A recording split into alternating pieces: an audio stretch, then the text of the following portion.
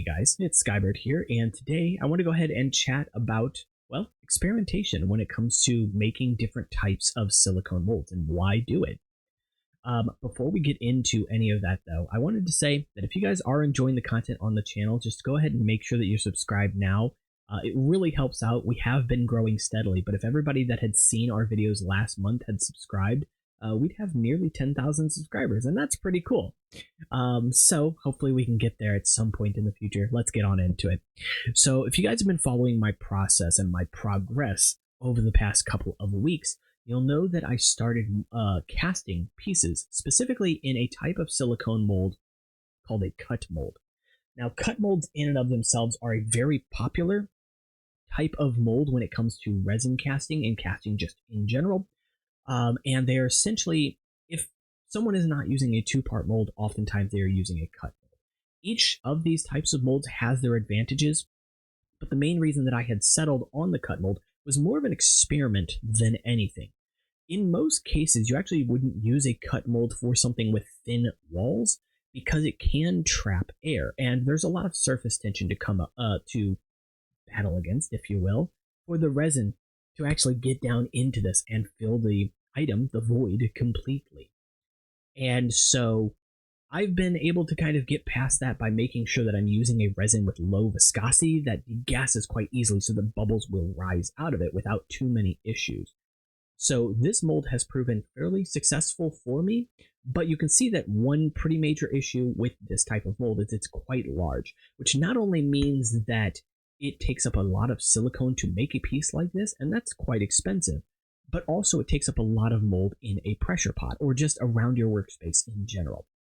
So in order to optimize this further, I opted to make what I call a book mold. This is just my modification on the cut mold in and of itself. What is the difference though? So a cut mold is often where you cast a piece in a single block of silicone and basically just is only made up of 3 or 4 parts, right? The funnel that you have to actually fill the piece with resin, the item that's being molded itself, any sort of funnels, vents, other extraneous, things you might need to add, and then of course the silicone. The book mold is sort of another experiment that I decided to do, and the main reason I chose it was because it's way less in terms of material and space, meaning that I could fit a lot more of these in my work area. I can fill them quite fast compared to the cut mold in itself. And the reason I call it a book mold is because the cut is from the top and unfolds like a book. Essentially, it goes down and then it goes across. So this allows me to actually cast pieces horizontally with reasonable success. One of the main reasons for that is because bubbles are able to escape this much easier thanks to the fact that you have these lines going right down the center here or along the outside of the item.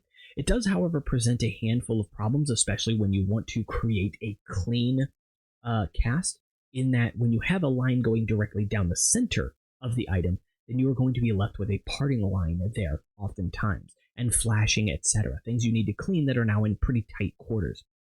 So for cut molds that I have made after this, rather than cutting the line directly down the center, I've opted to cut around the head of the item, essentially following along the hairline, if you will. And the main reason for that is it basically keeps all of the flashing up along this hard edge here, which is much easier to clean off. I'm not perfect when it comes to cutting though, and oftentimes I will slip into areas on the backside of the mask, so I am still improving this, but I think that once it is done to a more, I wouldn't say professional degree, but once the skills have been honed, once the process has been made more efficient, made more consistent, then I believe that it can provide some very clean casts in general. So one of the areas I ended up actually venturing into as I was developing this mold was this one here. And you'll notice that there's no funnel attached to this. And that was because it was kind of an experiment. Since I ran into issues with my clay, essentially causing some cure inhibition issues, and I was making the funnels out of clay, I decided I'll just cast the piece itself floating in the middle of silicone in a couple of layers, and then if I need a funnel, I can just cut the funnel out myself, and I won't have to worry about cure inhibition. But I decided, before I go ahead and cut that funnel, just to fill the piece on its own, like this, through the top cavity here. It proved to be a little bit more difficult the first few times, but as I got it down, it did create some pretty interesting and unique pieces. This is essentially a modification on a mold that also exists called a squish mold. A squish mold is a type of two-part mold, but it actually lacks vents and funnels in general. The difference between a two-part mold and a squish mold is that the two pieces of a silicone two-part mold come together first, and then you pour resin or whatever you're casting into the mold via a funnel at the top.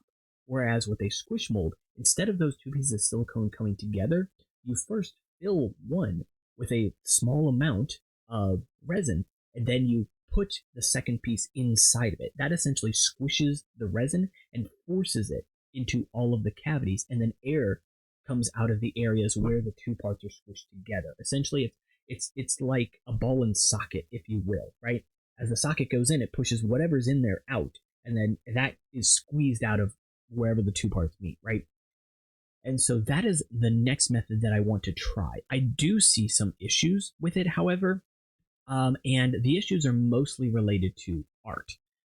So as you guys, if you guys watched my last video, you know that I've been developing a technique which I call diffusion, and I really like it. I am very excited with how the aesthetic that it gives off. It's a very unique aesthetic, and because it's cast in resin, it's not something that can like be scratched off or anything like that. Like this is through the piece itself. It's a really interesting and unique technique that I want to further develop, doing more colors and things like that with.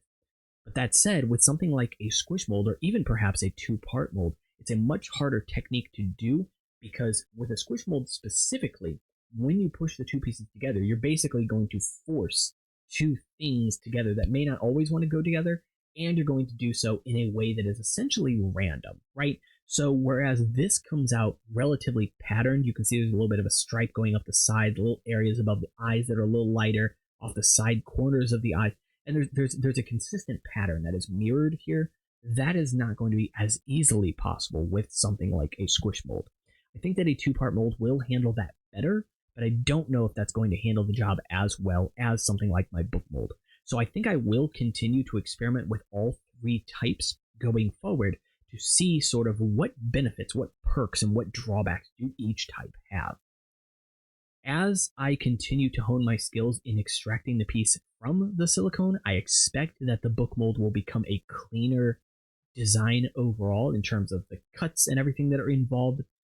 And once I can get to the point where the cuts are relegated only to the hard edges of the piece itself, it's possible that it could become not necessarily the best of the three. I don't want to ever hype up my own methods, but it has a lot of potential in areas that I think the other two don't, if that makes sense. So, as I mentioned, I will be probably doing two-part molds at the very least for transparent pieces, book molds for patterned pieces like this one here, and then I will attempt to mess around with squish molds, which can be done very easily with solid colored pieces that are opaque, as well as doing any sort of like brush-on type applications as well. Two-part molds, all of the molds for that matter are good for that kind of stuff. So squish molds would be very niche, but we'll try it out. You guys will be able to see it here in a future video, and I will definitely document the process. If you guys enjoyed the video, make sure to leave a like and subscribe. Hopefully the information you found here was helpful for you. And of course, if you have any questions, make sure to leave them in the comments. Tell me what you think. If you've played around with squish molds, if you've played around with any of this stuff, if you followed along with this process, let me know how you've been doing. And of course, you can check my links in the description. You'll find my Instagram and Discord. Make sure to follow me on Instagram if you want to see more stuff like this. And of course, I'll see y'all in the next one. Take care.